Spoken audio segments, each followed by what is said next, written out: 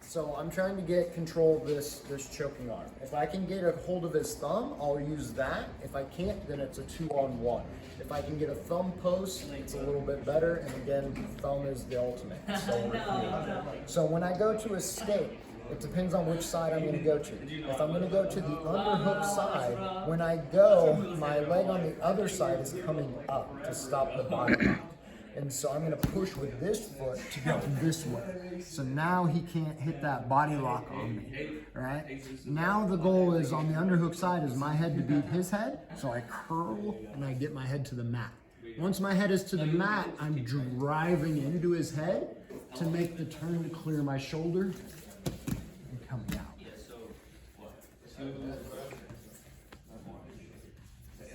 So switch arms. So go over, yep, because we're gonna go this side now. All right, so if we go to the choking side, the start is the same. I wanna control thumb if I can, or here. As I fall, I'm still bringing the top side leg up here. But this time I'm gonna make the turn trying to put the back of my neck into his elbow. Once I have that, I can plant both feet and I get a 2-on-1.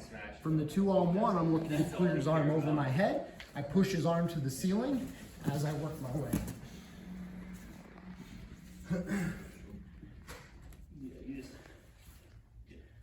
So now we're going body lock. So from here, I make the mistake. I don't bring my leg up. I get here, he manages to get this body lock, right? So on the underhook side, we're here. I'm going to turn belly down. So to be able to turn belly down, I got to beat his head with my head. And I'm going to start turning, capture his foot, then I can grab his ankle. Once I grab his ankle, I'm pulling his ankle towards my hip as I turn my shoulders and my hips. Now I can work my way out. So switch to the overhook. Yep. So difference on the overhook is when we go and he gets his body lock and we're here, I'm just gonna turn belly down first because my head's already beating his head. So I turn belly down, capture, grab, turn, 2-on-1, over, push to the ceiling, and we slide out. All right. So now, I've messed up as I go down. I slip off the choking arm, and he manages to get this arm to my shoulder. All right, so we're here. So we'll do it. So on the underhook side, I'm pinching his elbow, and I'm grabbing his wrist to make sure he doesn't pull this arm out. And then this hand is gonna grab his wrist here to defend the choke. So once I'm here, the escape to the underhook is the same principle as before. I gotta beat his head, drive into him, and then work my way out. So now the choking side. Yep. So we're there. We managed to get here. He manages to get there. Same thing. I'm grabbing the wrist, pinching here. This time though, I'm gonna make the turn, get my head into the back of his elbow. So we're here, so there's no more choke. And then I switch back to the 2-on-1, pop that over the head, push it to the ceiling, work my way out. All right. So now, I've messed up again. He gets here. I go to grab this. He pulls this out.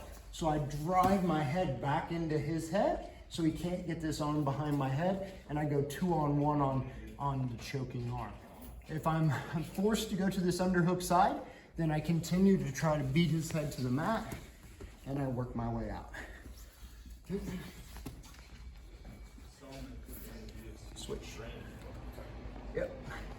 So again, this time we've gotten here. As he pulls that arm out, I drive back into him to keep him from getting that hand behind my head. 2-on-1 on the choking arm. And now I start turning my hips to get my neck into the back of his elbow. And then I pop it over and work my way out again.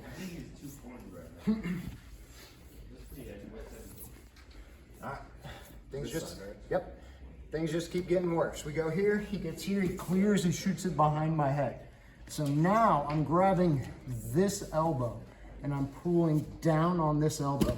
From here, I'm gonna bridge him back to the other side, turning and working my head into his elbow so the choke is gone.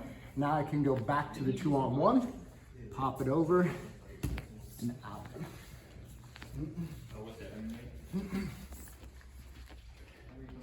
Yep. If we land on the choking side, then I'm coming here, I'm pulling this down, driving my head back, turning into him until I pop the grip.